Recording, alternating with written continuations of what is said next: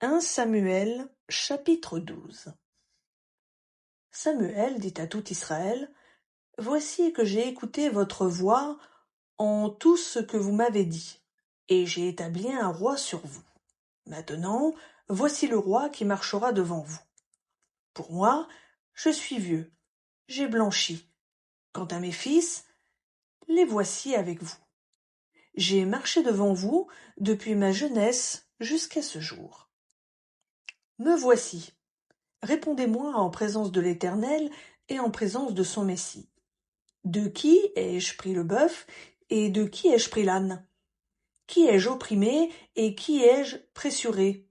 De qui ai-je reçu un présent pour fermer les yeux sur lui? Je vous en donnerai compensation. Ils dirent, tu ne nous as pas opprimés, tu ne nous as pas pressurés, et tu n'as rien reçu de la main de personne.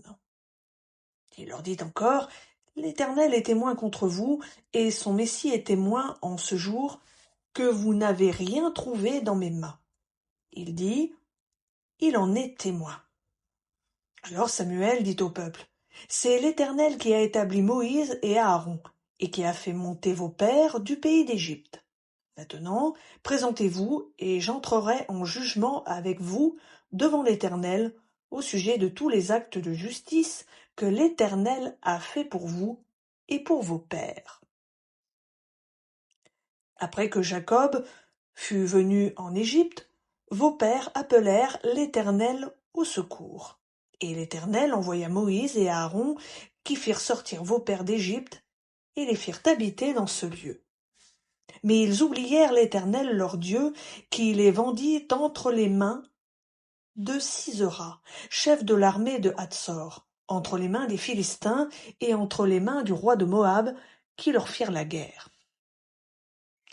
Ils appelèrent encore l'Éternel au secours et dirent, « Nous avons péché, car nous avons abandonné l'Éternel, et nous avons servi les Baals et les Astartés. Délivre-nous maintenant de la main de nos ennemis, et nous te servirons. » Et l'Éternel envoya Yérub-Baal, puis Bedan, Jephthé et Samuel. Il vous délivra de la main de vos ennemis qui vous entouraient, et vous avez pu habiter en sécurité. Puis, voyant que Nahash, roi des fils d'Ammon, arrivait contre vous, vous m'avez dit, non, mais un roi régnera sur nous.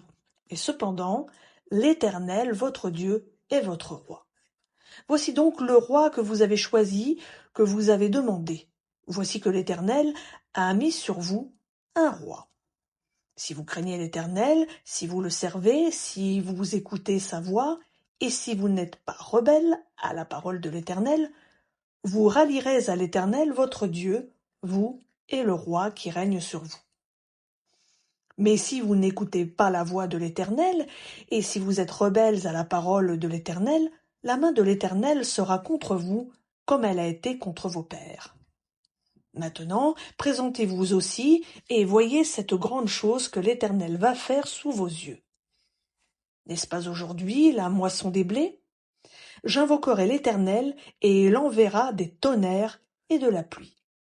Reconnaissez alors, et voyez combien grand est le mal que vous avez fait aux yeux de l'Éternel en demandant pour vous un roi. Samuel invoqua l'Éternel, et l'Éternel envoya le jour même des tonnerres et de la pluie. Tout le peuple eut une grande crainte de l'Éternel et de Samuel. Tout le peuple dit à Samuel, « Prie l'Éternel ton Dieu pour tes serviteurs, afin que nous ne mourions pas, car nous avons ajouté à tous nos péchés celui de demander pour nous un roi. » Samuel dit au peuple, « Soyez sans crainte. Vous avez fait tout ce mal, mais ne vous écartez pas de l'Éternel et servez l'Éternel de tout votre cœur. Ne vous en écartez pas, sinon vous vous rallierez à du néant qui n'apporte ni profit ni délivrance, parce que ce n'est que du néant. L'Éternel ne délaissera pas son peuple à cause de son grand nom, car l'Éternel a résolu de faire de vous son peuple. Loin de moi aussi de pécher contre l'Éternel, de cesser de prier pour vous. Je vous enseignerai le bon et droit chemin. Seulement craignez l'Éternel et servez-le en vérité de tout votre cœur, car voyez ce qu'il a fait de grand en votre présence. Et si vous faites le mal, vous périrez, vous, c'est votre roi.